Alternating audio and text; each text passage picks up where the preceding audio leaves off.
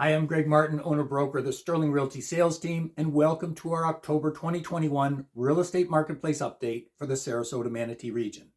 As you've heard from us and everywhere else in the news, the market has jumped significantly in the last year.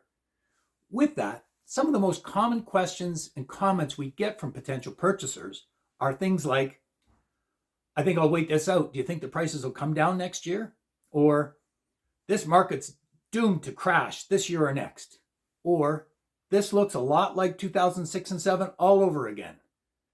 In general, these individuals are expressing fear of paying too much or fear of losing out. It's extremely important to stand back from all the noise and look at the fundamentals. This market doesn't look anything at all like 2007 and 8. In a recent article in USA Today, experts weighed in on the differences and supported their view that prices have got nowhere to go but up, just maybe not at the current torrid pace. Here's what they had to say. First of all, we have a much stronger mortgage market. Back in 2006, there was a proliferation of high-risk mortgage products. No income, no documentation loans represented about a third of the loans issued. Secondly, we've got forbearance programs.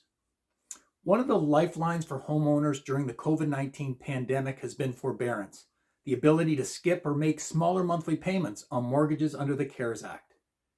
At the beginning of the pandemic, as many as 4 million mortgage holders were in forbearance. This number has since dropped below 1.6 million, and with the price appreciation that's occurred in the last 12 months, banks will be far more willing to work with owners to work things out. Third, there's basically been two economies. The pandemic has caused much more economic damage to the lower tier wage earners than the mid to upper tier salary types who tend to be homeowners rather than renters. With a rapid run-up in prices, homeowners have a record amount of equity at their disposal, and unlike the mid-2000s, they're not leveraged to the hilt. Fourth, we have millennial home buyers. We are actually in the midst of the most significant housing demographic change ever recorded in history. Roughly 32.5 million people between the ages of 27 and 33 will be actively trying to buy homes through 2024, according to the housing analysts. The challenge is that inventory of affordable homes has been the lowest in decades. Part of the reason for that is that homeowners nationwide are remaining in their homes much longer than ever.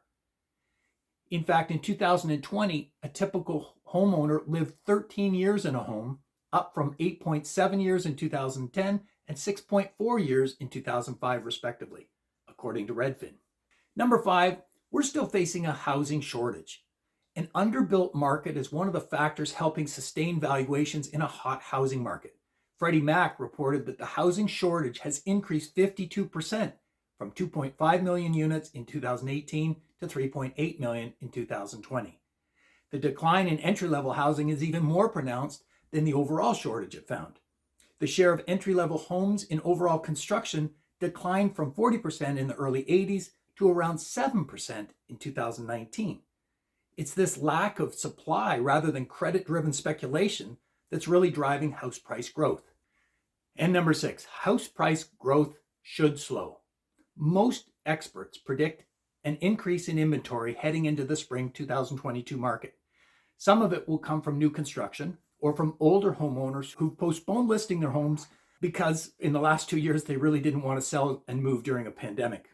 Add to that the segment of the population of borrowers who are in forbearance and are unable to make mortgage payments. They're also expected to sell their homes.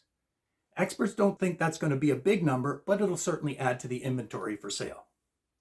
To wrap up, what most experts see is more of a slowdown in price increases as both interest rates and inflation rise, but almost all agree a price drop or crash does not look likely at all. If you have any questions about the market and want to discuss it further, please give us a call. Thanks for joining us this month, and watch for our market performance stats video coming up next. Have a good one.